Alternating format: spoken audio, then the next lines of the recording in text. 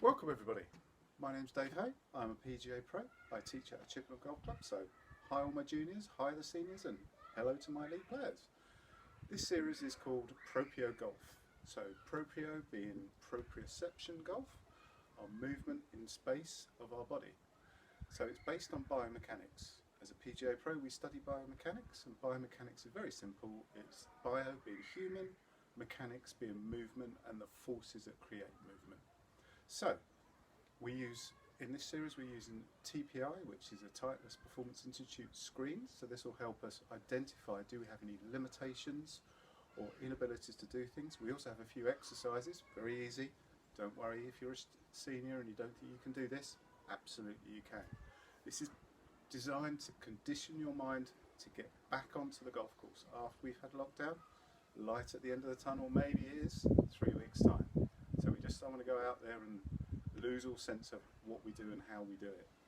So, to start off, in this series we are going to run probably 5 or 6 of these, and we're going to go through pretty much every aspect of the golf swing with the help of TPI and with some of the teachings I've been lucky enough to have from Master PGA professionals such as Luther Blacklock, Nigel Blencarn, and other people like that.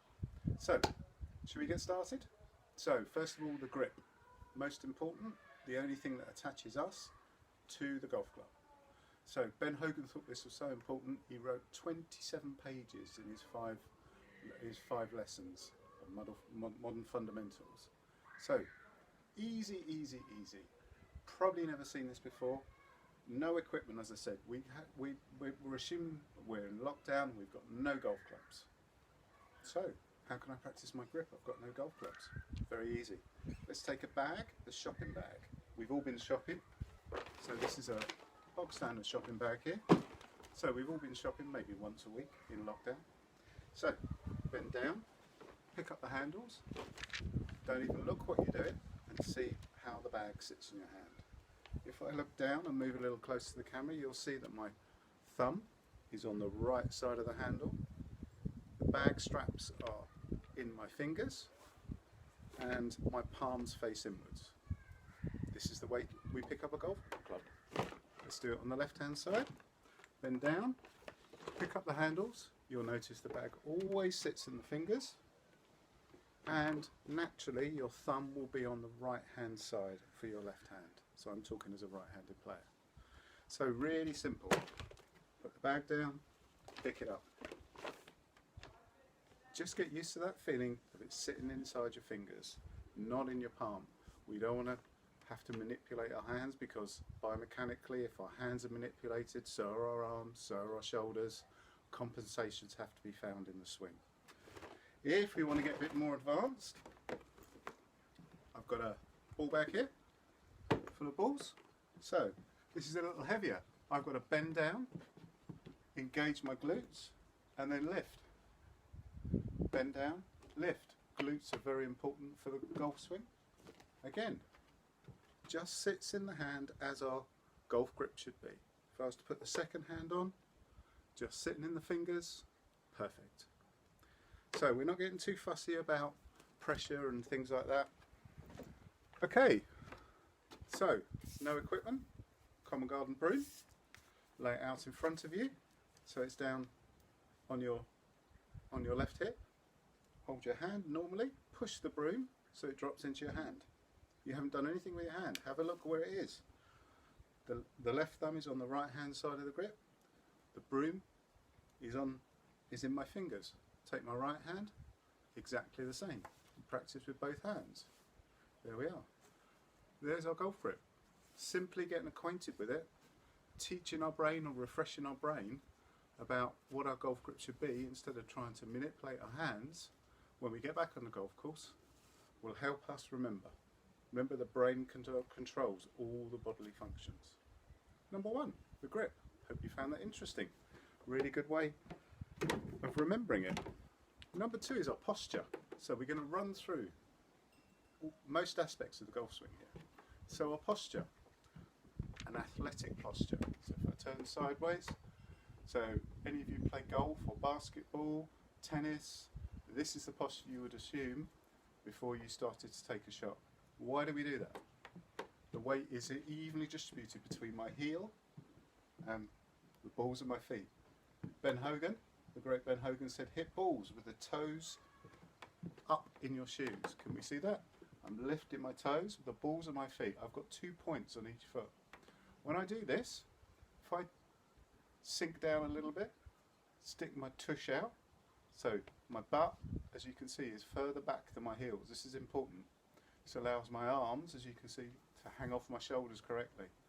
Now, here's the first of our TPI tests here. So we've got the balls of our feet and the heels touching the ground. I'm lifting my toes in my shoes. Okay, so here's our first TPI test. Can we do this? Don't worry if you can't, because there's some corrective exercises. More times we do this, it might look a bit funny. Maybe tell the wife to go into another room, or the kids. So what we're going to do is what's called a pelvic tilt test. Pelvic tilt. So this would be my natural posture. As you can see, the small arm back is quite flat. So this will be a neutral posture. We're going to show you what a C posture is and what's an S posture. So first of all, C posture. So here I'm going to stick, so you can see the line on my hips here. This is my pelvic line. I'm going to now rotate my hips underneath, and you can see that line now flattening out. You can see the round in my back. Now in this position, very hard to turn. My hips are stuck underneath me, and I can't get any length of arc on my swing. I'm really struggling here. So this is called the C posture. So now we're going to go back to neutral, and the S posture. So the S posture is the opposite. Here I'm going to stick my tush out, keep extending it, and try to get a dip in my lower back. Now this is very, very uncomfortable, so don't do it too much. Again, if we're in this posture, sometimes weightlifters or stronger players will get into this posture because they feel they engage their legs better. But actually it's not a very good posture. So again, as I turn, I've got trouble turning. Show you on the front. So I'm in S posture, turning. Now I've run out of space, my spine can't turn, my hips are in the wrong angle, and now I'm having to, as you can see, reverse pivot. So the exercise, the screen for this, can we do this? Into a neutral posture, weight on the balls and the heels at the same time, toes lifted. Lift your toes in your shoes. Okay, so now we're going to do C posture to S posture. So this is called the pelvic tilt test. So if we can do this easily, great, our pelvis is in a good position, but we can also feel if we're on the wrong position.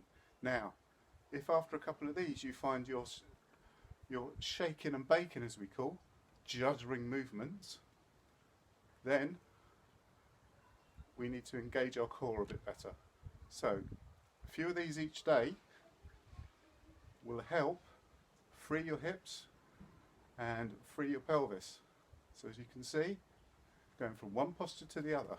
After a few, stand up, shake it out, and then try and settle into a neutral posture where you feel your hips and your shoulders are on the same plane. There we are. Nice and simple.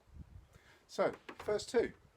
If we have any questions about those, if you want to send me any videos, absolutely fine. Please contact me on the details below. If you want another exercise for posture, it's down on the ground. Remember, we've got plenty of time at the moment, so we can do these. If you spend 10 minutes a day going through some of these drills, I can assure you in 3 weeks' time, fingers crossed, when the lockdown eases, you get back on the golf course, golf will be an awful lot easier. So, here we are. We're going to get on the floor on all fours. So I'm sure many of you have seen this. This is called cat-cow. So, just on all fours here. So I'm going to tilt my pelvis in. So this will be a C posture, and this will be an S posture. So a dozen of these, 10 of these a day. Keep the pelvis loose, keep the lower back, lumbar back loose, and help you find that ideal posture position, which is just neutral, as you would be here. Jump up, as you can see. the lower spine and the hips in the right orientation to the rest of my body. Hope you enjoyed that. Hope that was helpful. Next time we'll be on to the swing plane and shoulder rotation. Again, some helpful things to get you moving and get you working before we get back on the golf course. Remember, the brain controls the body, so movements even without a golf club are very, very helpful. Thank you very much, everyone. Hope to see you soon. The next video will be posted in a couple of days. Cheers, stay safe, bye bye.